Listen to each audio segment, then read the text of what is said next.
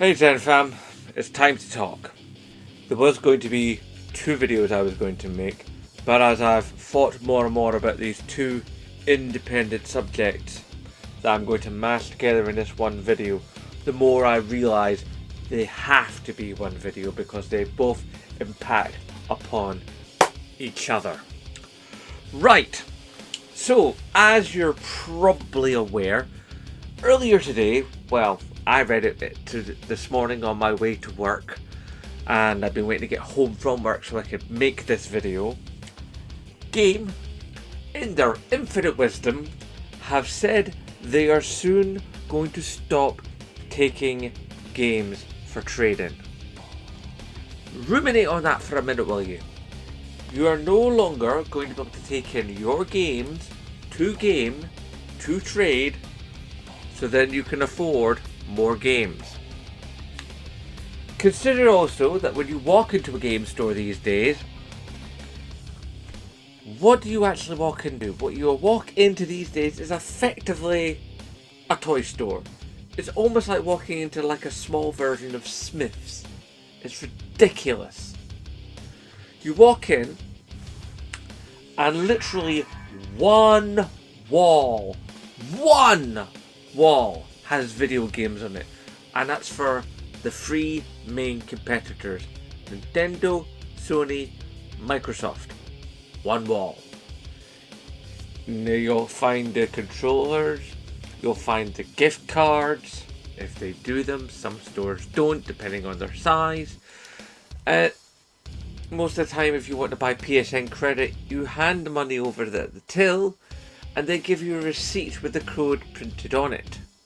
No more scratchy little card. You want those, you go to Asda or Tesco or the post office. Yeah. So it seems that game has become less and less interested in actually selling you video games and video game accessories. Now, yes, you could still go into game and you could still buy the latest hot titles, and you can still go and buy yourself a new DualSense or a new Elite controller or whatever have you. But the writing very much seems to be on the wall that game isn't interested in the gamer.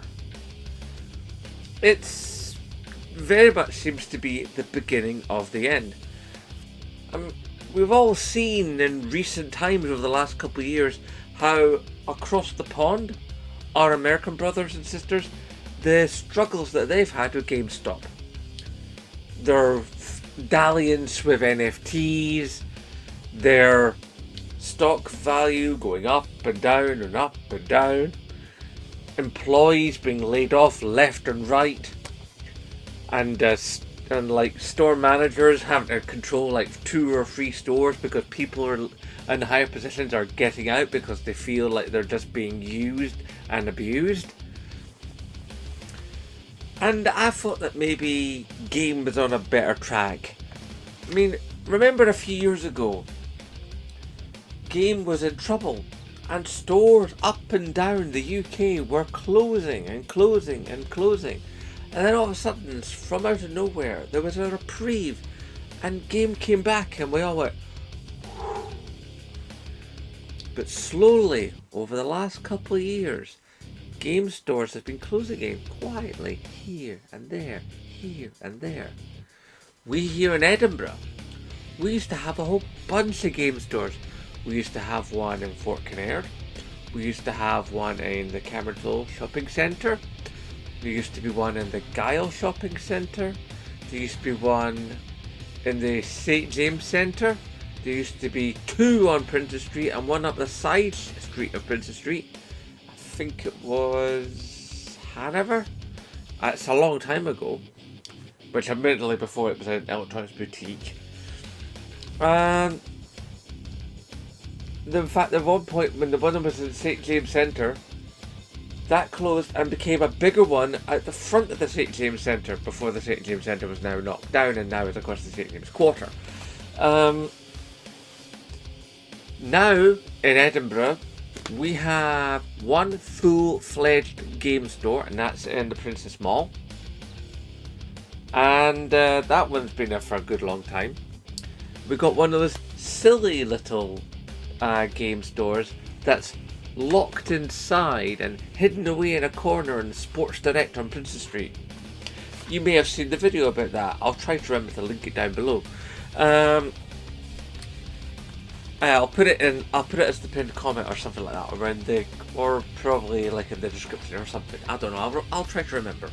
Anyway, so game stores are becoming fewer and fewer and further far between, and it's getting harder and harder to find a game store, especially if you're in a less urban area. If you're in a small town, you may at one time have had a game store in your town.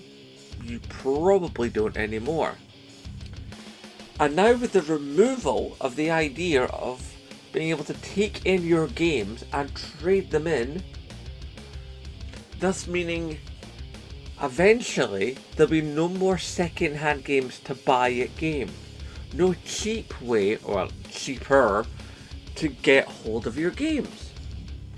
You'll have to rely upon services like CX and Facebook Marketplace, car boot sales, second-hand shops, your cash generators, cash converters, mom and pop pawn stores, stuff like that. Individual sellers on eBay. But even that is where the second issue comes in, because recently the HMRC, right, the tax people have said, see how you're selling a bunch of stuff. See how people are flipping games. You buy a game and then you flip the game for more money, either at game or at CEX. Yeah, if you go over $1,000 a year on that, at least I think that's the limit, $1,000 a year. Correct me if I'm wrong if you know tax stuff better than me, because I'm no tax man. But if you go over $1,000 a year or something like that, then anything you make over that grand then becomes taxable income. Now let me get this straight.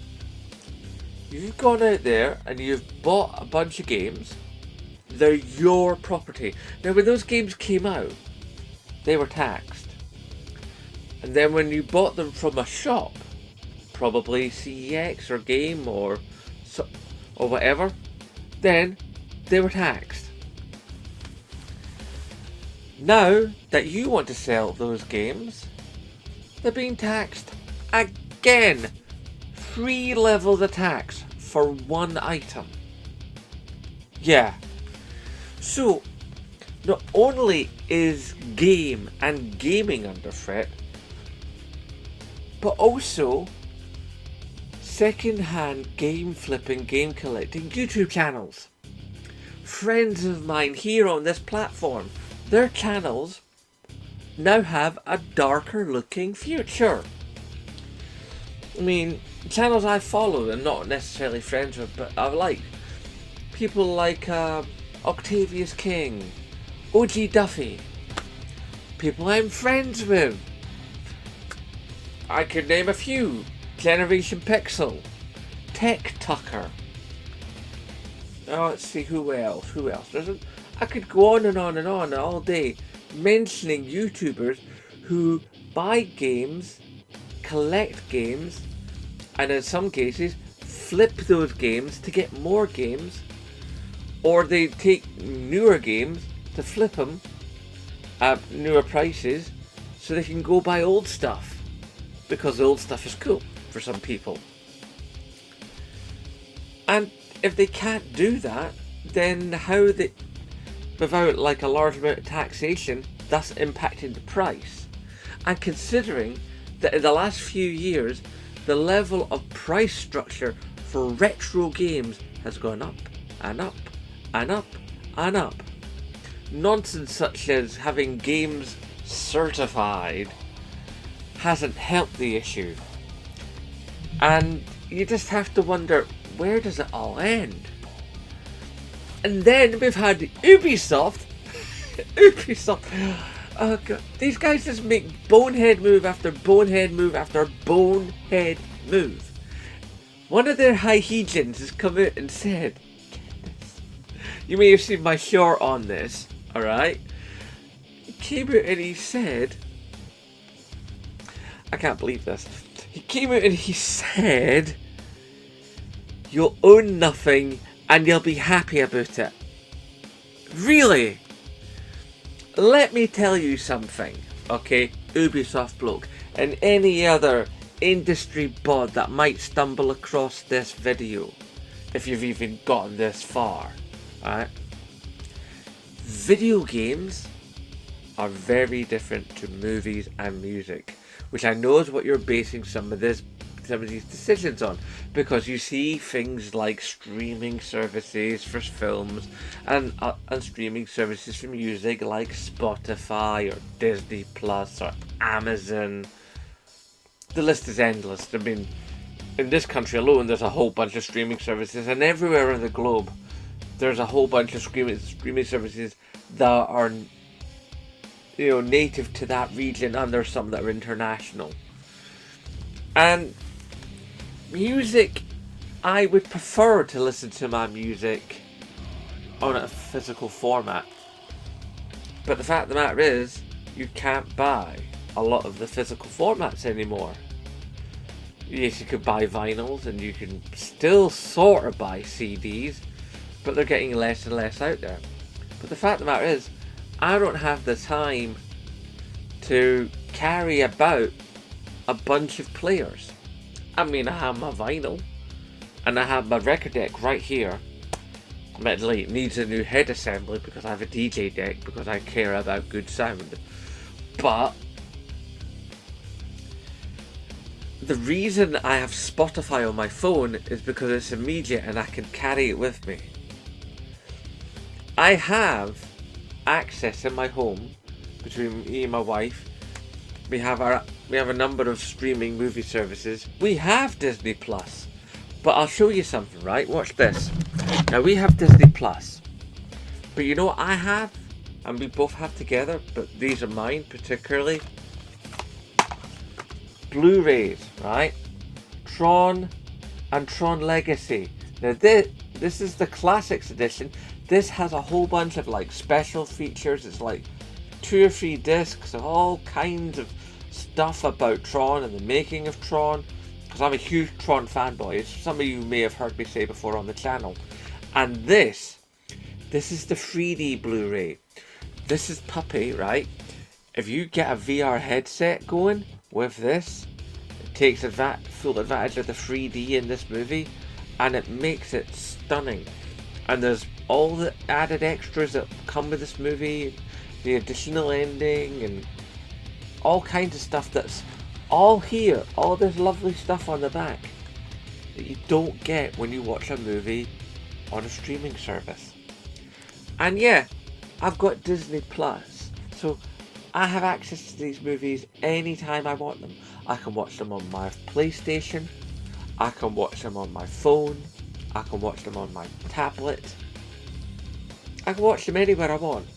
I can download them onto my phone or my tablet and enjoy them in bits and pieces if I wanted to on my commute to and from work, if I wanted to do that. But you know what? I love these. I love owning these. There's a certain joy to when you open up something and it actually exists in your hand.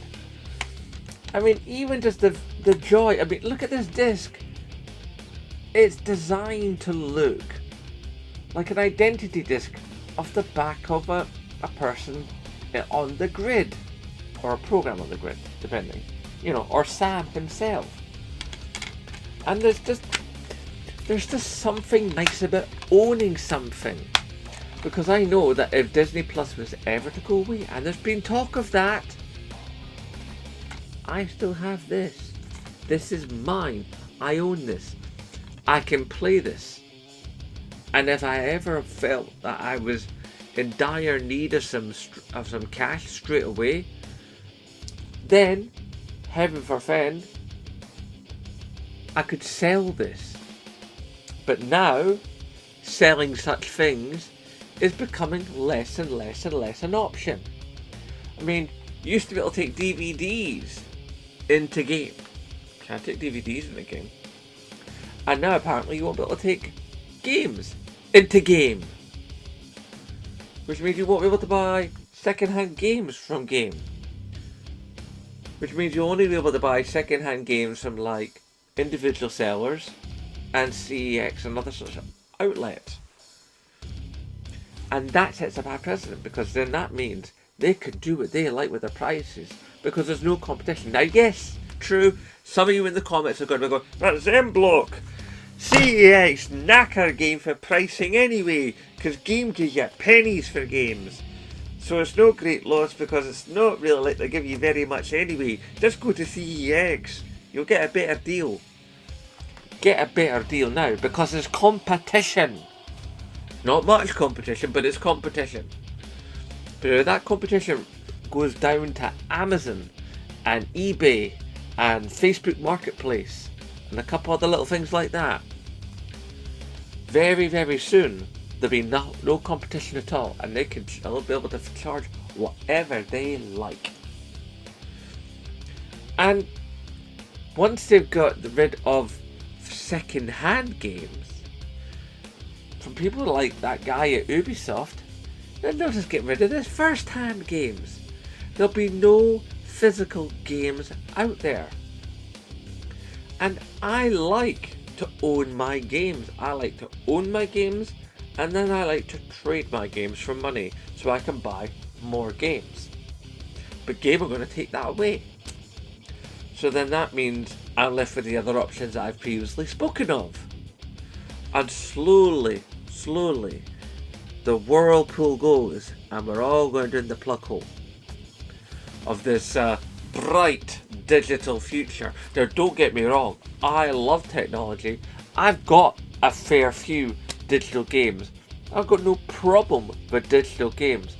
I've got a problem with the choice being taken away from us. Just remember recently, okay, the Sony movies service, a whole bunch of stuff went away. People had spent money on digital goods, and those digital goods were removed. And those people, were they reimbursed? Of course not. What did they get? They got a "we're sorry" message. Well, "we're sorry" message doesn't mean I've got my content anymore.